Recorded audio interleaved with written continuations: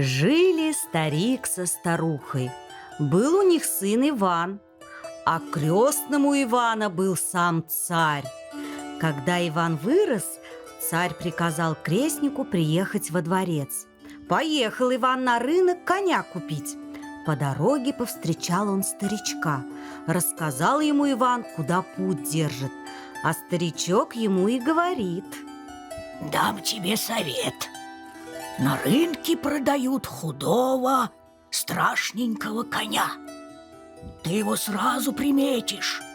Купи его и паси неделю с утра до вечера».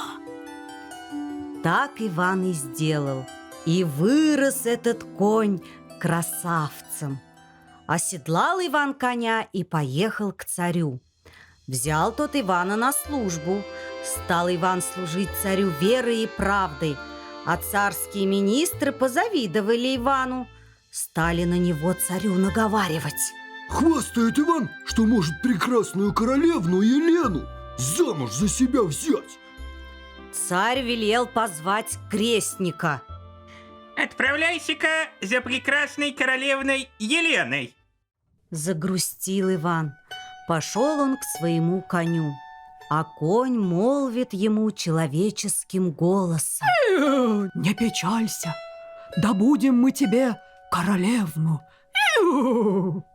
Утром Иван отправился в путь. Добрались они до королевства. Конь Ивану и говорит: «Обернусь я орлом и перенесу тебя в спальню к Елене. Возьми ее на руки и беги». Так и сделали. А Иван увидел королевну, не удержался и поцеловал ее. Она проснулась и позвала стражу. Стражники посадили Ивана в темницу. А конь обернулся комаром, прилетел к Ивану и говорит: «Утром я освобожу тебя, а ты спрячься в саду и жди. Обернусь я нищенкой, стану просить у Елены милостыни. Ты же не зевай, возьми королевну на руки и беги без оглядки, а уж я перенесу вас за ограду». Так все и вышло. Поехали они с Еленой в свое царство. По дороге повстречались им два дерущихся великана. Но это мое! Тебе. Ах так!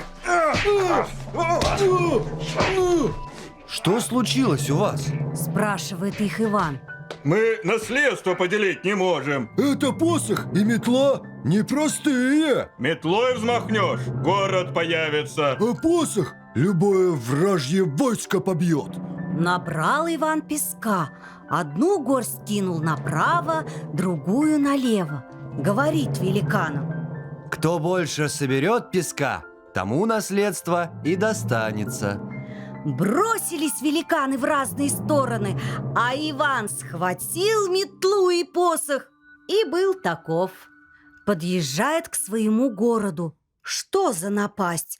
Вокруг города вражье войско несметное, хочет царя в плен взять. Тут Иван вынул посох, да как начал вражье войско бить. Потом метлой взмахнул, город восстановил. Царь Ивану обрадовался, обнял, обласкал. За заслуги пожаловал ему генеральский чин и назначил своим наследником. В этот же вечер и свадьбу сыграли. Стала королевна Елена женой Ивана. Зажили они все счастливо и богато.